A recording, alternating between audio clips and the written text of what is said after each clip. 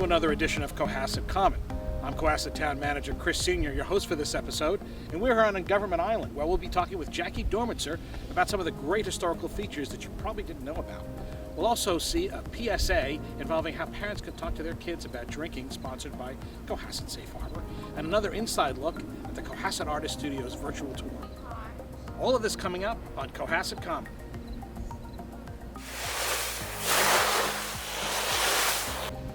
I'm here on Government Island with our town historian, Jackie Dormitzer. Welcome, Jackie. Thank you very much. And we're here today on Government Island. Pretty much everyone in Cohasset comes here at least sometime. It is, in many ways, the heart of the community because it's really integral into the harbor. And there's a lot of things to see and do here that you probably didn't know about. And Jackie's going to walk through them today. And one of the biggest is right behind us. It is a beautiful day for a tour of Government Island. First of all, I want to show you the plaque that denotes that Government Island is a historic district. It's nationally recognized. And it's one of two historic districts in Cohasset, Common being the other one. The Government Island is important because it was the construction site and station of operation for Minot Sledge Lighthouse. In 1855, the U.S. government, the Lighthouse Board, appropriated Government Island to construct the second Minot Sledge Lighthouse. It was built of granite, and you can see a reject granite block over there, but there were over 1,000 granite blocks that constituted Minot's Light. And they were all pre-assembled here on these two templates. They were very carefully cut so that they dovetailed together and they fit perfectly because it was extremely difficult to build on Minot Sledge. Minot Sledge was submerged most of the time, which made it one of the most dangerous ledges among the Cohasset rocks. And in fact, there were 40 shipwrecks in a span of 9 years between 1834 and 1843. So there was a first attempt to build a lighthouse out of iron poles, but that toppled, and I'll show you a memorial to the two young lighthouse keepers that were killed during the storm. But anyway, Minot's Light is considered an engineering and construction marvel. It's a national historic civil engineering landmark. The engineer who oversaw the operations had an office right there, and the Historical Commission had Dave Hassan make that sign there that denotes engineer's office. And his name was Barton Alexander. And he had many, many challenges. You can imagine how difficult it was to set up the platform to build the tower because it was underwater most of the time. And even to get the blocks are cemented together, but how are you going to cement something underwater? So he figured out a way. He figured out that if you got a very thin piece of muslin, and you put cement on that, and you put the block on the cement, you could carry it over to Minot's Light and put it down, and the cement would ooze through the porous material. So he was an incredible engineer. Testament to the fact that the lighthouse is still standing in 2020. Well, that's right. We can go. So do you have any questions? Yes. No. So let's take a little walk down to So this is one of those things that you first see. You come into the island and you see this. It looks like a little patio, but of course, as you said, it's not. No. This is actually the work site for the construction of Minot's Light. Exactly. The Cohasset's claim really is that the lighthouse was not only pre-constructed here, but it was operated from here. That's right. This was the shore station the shore station for the operation of Minot's Light. And it actually functioned until 1947, when the lighthouse was automated. They didn't need to have lighthouse keepers anymore. But it was nearly like 90 years or something that it was a functional. So I'm guessing it was probably one of the most exotic ports in some ways, stations I should say. It's a beautiful location, but boy, in a storm, you're cut off. You are not getting back from there. And I mean, all of us on land can see what the waves look like today. That's right. I can't imagine what it would be like to be in that structure during a major storm. Well, it was even worse with the first lighthouse. The first lighthouse was built on 9 iron rods, and it would sway during a storm. It was very dangerous, and the first lighthouse keeper there finally just resigned. He didn't want to stay there anymore. I can't blame him, and No. I'll show you. Let's walk on down. Yeah. Oh, it was on the same block. Our left, Jackie, I see you're going to turn attention back to the wharf. That was built by the U.S. Lighthouse Board for the purpose of going back and forth to the lighthouse, and it was used by the lighthouse keepers afterward. In fact, there was a boathouse, I'm not sure exactly where, but very close, if not on the wharf, that now is the Maritime Institute's boathouse. It was moved over there. Oh, yeah, the one that's over up there. Yeah, yeah. So that used to be here. But anyway, now this is called Fisherman's Wharf. So this was actually built for the lighthouse Yeah. operations. Around 1855, the lighthouse, Government Island really was built upon around 1855 for the lighthouse service. And the engineers building is the oldest built building here. The Bancroft Hall, the lighthouse keepers, was a former barn a long time ago. Obviously, it looks very looks a lot different. nicer today, very right? different Yeah. now. But this was a farm at one time. Oh. Yeah. So this actually started its modern history, such as we want to call it, Yeah. as a farm. So and again, so this became when they went to build the permanent lighthouse we see today, the one that Yes. lasted, This was the construction site. and it became the construction site And the operations center too. That's exactly right. And hence probably the name Government Island, right? Because That's this was right. the government's island. That's right. Okay. And Cohasset bought it back in 1947 when the beacon was automated. They didn't need to have lighthouse keepers anymore. So That's when it came back yeah, to the it public. came back. In fact, early on, this Government Island belonged to Situate. It was annexed by Cohasset around 1837. Oh, Yeah, I didn't even know But that. we should. We'll tell. Yeah, We won't tell them. We won't tell them. So as you can see, there's this is our most active pier Yeah. as it is, and it's mostly used by our commercial fishermen, but Right. also by our harbor masters. Right. So, That's so, right. We should turn Okay. right here.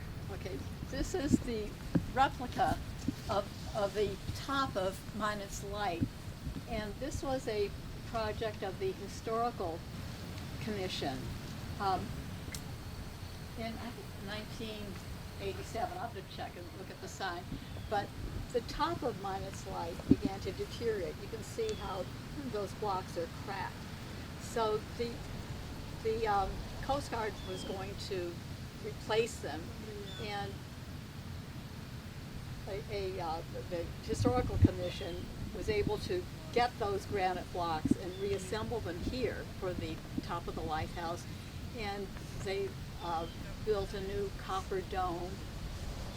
The interior of the lantern house has an actual portion of the original Fresnel lens, which is a very powerful lens, and it has the original rotating mechanism, and that's the original fog belt. So this is an important monument on Government Island. so obviously, one of the most prominent things you see when you come down to Government Island is the replica of the top of Minot Light. And That's as right. you're pointing out, Jackie, this is not merely a replica. It's actually constructed. It is constructed It is. from. The replica would be the lantern. Yeah, the the up top part there, but right. the stone here was all from Minot's Light. That's when right. they did a replacement. Yeah, and interestingly too, is the base on which the replica is built was the foundation for a stonecutter's building. So this actually ties right back to the history. This is where they were cutting the stone Yeah. to put on the That's, matrix. And that's right. They cut the stone, and I think there were several stone cutting sheds here. But anyway, this probably was one of them. And then they would bring the blocks over there, shape them, and fit them together, and so forth. Okay. And this is so. When you come down, this is, if you actually got to the top of mine, it would look much like this. Obviously, it's all automated today, so the lights are a little bit different. Right. But you'd see lenses like this up and down the coast. This was this was the state of the art. Yeah, lighting. the Fresnel lens was a big milestone in the development of lighting. In fact, in the very early days, some lighthouses just used candles. I mean, You can't see far with those. yeah. Has this ever been used? Has this ever been turned on, or is it? I don't think so. This is just a portion of the lens. It's not the entire one. Does the bell still ring? That's good. You can try it. I don't know. We'll try it before we leave. So.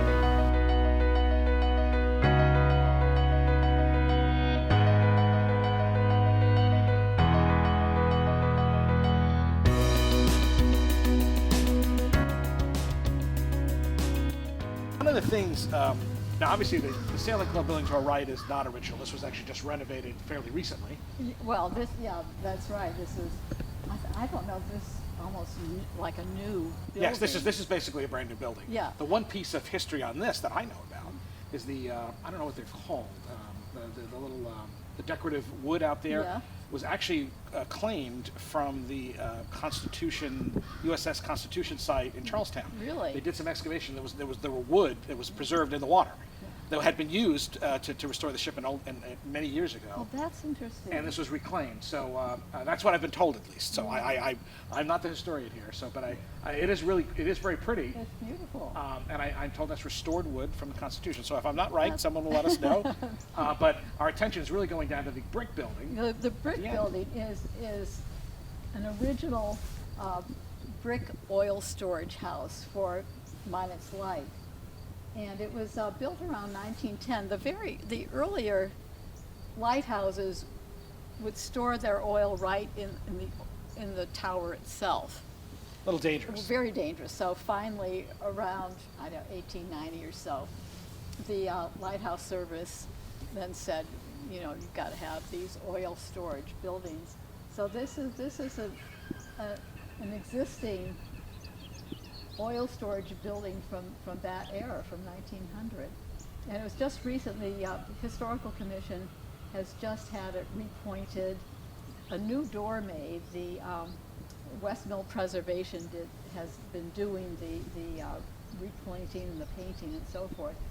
And they hired a very good woodworker to make the door, custom make the door and the louvers for us, because it was sort of an unusual sized door. It's a narrow door. And I think, I just love that.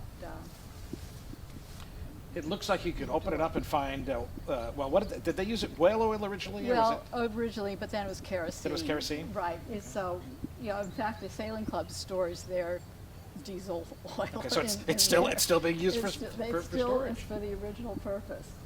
And so anyway, we're very happy about that. And then this is the Sailing Club, and the Sailing Club was founded in 1960. And there was an older building here, and then now this is a very beautiful building. So. One day to take its place in 100 years is part of the history of this place. Yeah, that's right. It will become historical. But it does look, it fits the... It's beautiful, it's really, the architect did a great job. I believe it was Susan Hoadley, wasn't it? Susan Hoadley, yeah. Right in town, did a beautiful job. And now I think we're going to pivot back and take a look up at the top of the hill. Okay. Good? Go ahead. Do we want to walk up to it or just be at the driveway? Well, Back in the day, one of the most difficult things to do would be to communicate with the lighthouse, right? Right. No telephone, no telegraph, no cell phones. So what do you do? Well, tell us about that. well, they had a semaphore system, and at the top of Beacon Rock, they had a structure like a flagpole, where they either used flags or wooden arms to signal the light keepers, or during construction, the builders, and that's how they communicated. Well, actually, so it looks like the pole was up there until the lighthouse stopped being used. That's right, and you can see a little remnant of a pole. I think that we'll see if we make it up there. So it was all visual. Not only Yeah. was the lighthouse pushing out, but if they wanted to communicate, they would Yeah. have to do it visually. That's right. And there was a little observatory, a little glass observatory, Okay. slightly below the summit. So if anyone's down on the island, you come up behind the house. Was the Well, we could have to do it from behind for a second. assistant lighthouse keepers So, duplex house. I mean, like- two houses really. like all great history, this place still lives. It does. And one of the great things is this place is not only it serves two purposes today, as I understand it. This was as you said, this was the assistant lightkeeper's house, Yeah, and he would live two of them. Two of them. There are two. It's a duplex house. So they would rotate on and off who was out of the lighthouse. Yeah, that's right. So today there's actually two units here. This affordable. This is now run by the non-for-profit that runs Bancroft Hall. Right. And the first floor is a hall. Now I know Rotary meets here because I've met here with Rotary many times. We've had public events here, receptions and weddings. Not so much today because of everything going on with Right. COVID. But in normal times, this is actually available for the public, and it's a That's great right. location for a small It's event. a beautiful location. You've got this wonderful view of the harbor and further out. So, and again, there's plenty of parking, which is on the other side of the rocks. And the grounds are maintained, as you mentioned, by the Community Garden Club. Yes. Yeah. So, and you can see the gardens here, just beautiful, and they're seasonal. They do a beautiful job keeping things Yeah. seasonal.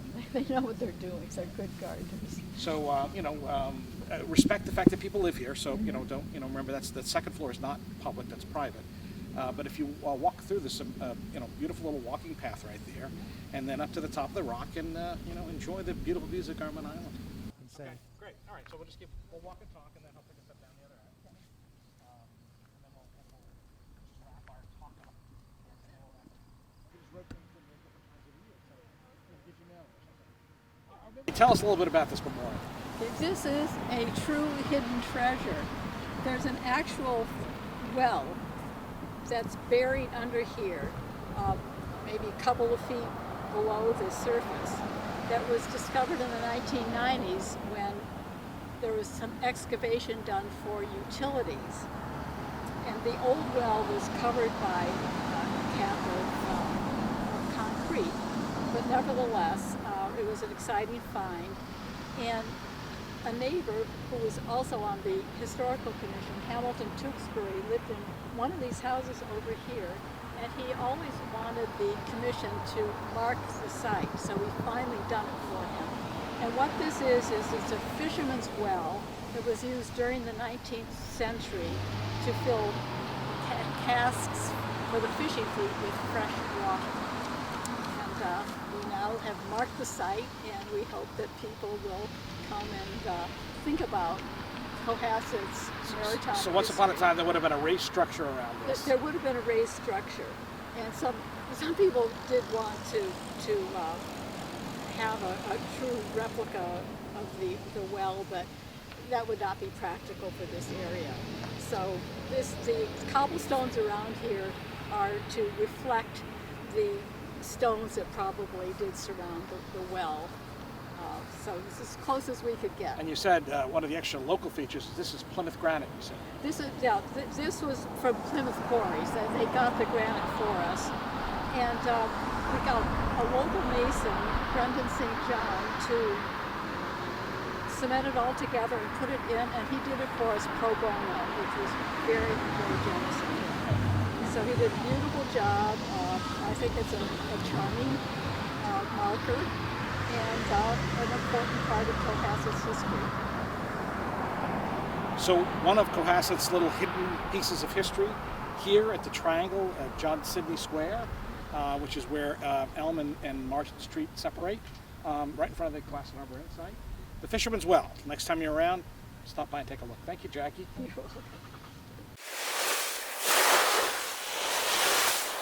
Hi Cohasset families, Nicole Balashi here from Safe Harbor Cohasset Coalition, the town's prevention coalition that encourages responsible choices around drug and alcohol use. We realize that you as parents and guardians are the biggest influence on your child's decision to use or not use alcohol and other drugs. Whether you have an elementary student at home or a high school senior, having conversations about substance use early and often is the key. For those of you with younger ones, there's a sweet spot from ages 8 to 11 when they can start to comprehend a complex issue like underage drinking and be open to your input and guidance. Helping them form the right attitude toward alcohol and other drugs takes patience and repetition, and we know that. So starting at an early age can really help them stay on the right path for later on in life. For those of you with older students, know that it is never too late to start talking with your teen about the risks of underage drinking and other substance use. As teens get older, they start to make more decisions and also face more temptation and peer pressure. So though it may not seem like it, they do hear you, so take advantage of those opportunities to start open and honest conversations about drinking and other drug use. It's important not to assume that they already know how you feel when it comes to this topic, so reinforce your rules and the behavior that you expect. Teens are also more likely to truly listen if they know that you are on their side rather than against. So reinforcing that you just don't want your child to engage in drinking or other drug use because you truly just want them to be happy and safe will set you up for a smoother conversation. And lastly, it's good to be still prepared, as peer pressure is a powerful thing. So having a plan to avoid alcohol and drug use can help your child make better choices. Are you overwhelmed? Don't worry, you do not have to cover everything in one talk. At the end of the day, check in frequently and keep the lines of communication open. We know that you are busy. We know things are super overwhelming right now. And for that reason, we have done some of the work for you. You can find a lot of these shortcuts and suggestions at safeharborcohasset.org, and there you can also subscribe to our bi-weekly newsletter.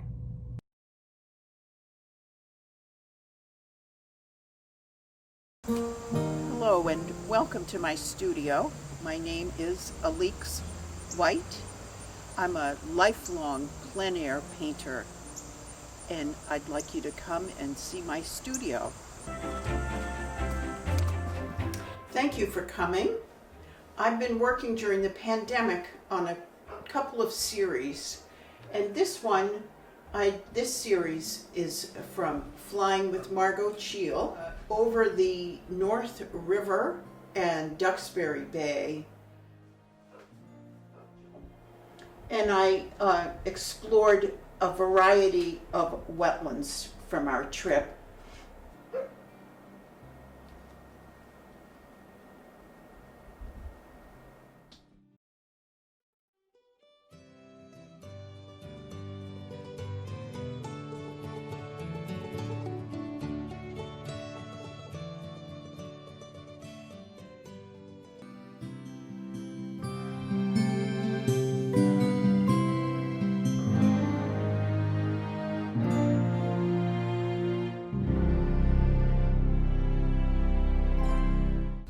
Thanks for joining us for this edition of Cohasset Comment, and thanks to Jackie Dormitzer and all those who made this episode possible. Come to Government Island, enjoy the view, enjoy the history. Thanks for watching.